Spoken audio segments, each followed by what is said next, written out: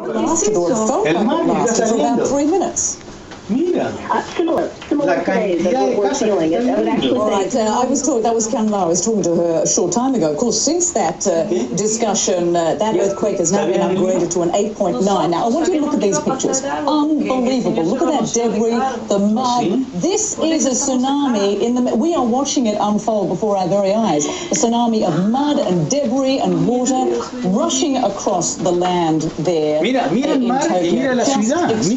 Mira cómo sigue avanzando. We bring them to you, and of course, Can you see these pictures? Unbelievable. This is debris. We can see cars in there. We see buildings. That is incredible, and as would you expect, these waves can travel for several kilometers well inland. The topography there and the shoreline also very important when we talk about tsunamis here. The shallower we're talking, the worse it's going to be, the higher the wave heights are going to be. We are now upgraded to an 8.9. That is a great earthquake here. Again, this is on par with the 2004 Banda Aceh that generated that major tsunami.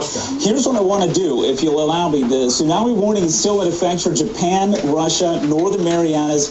Guam has now been added as well, and Taiwan. Those are now in tsunami warning mode. Taiwan was upgraded as well. We have wave heights reported of 3.5 feet. That's a meter. Again, that's just offshore here. So what happens as that wave continues to build, you run out of ground here, and because of the bathymetry of the shore there, very shallow there, we're seeing you continue to get that wave height becoming higher and higher. Rosemary, a 6.8 in just the last few minutes has hit offshore of Honshu. That in itself would be a major earthquake here. That in itself could actually generate another tsunami here, so we'll have to watch things closely. Again, a threat for Japan is not over. As we know, the initial tsunami wave is not the only one that hits. Sometimes the secondary or even the third one that comes in is actually higher and is worse here. So the threat is going to be ongoing here across Japan. And then we have the watches, of course, for the Philippines, Marshall Islands. We have watches for Johnston Island, Solomon Islands, Kiribati, and Hawaii as well.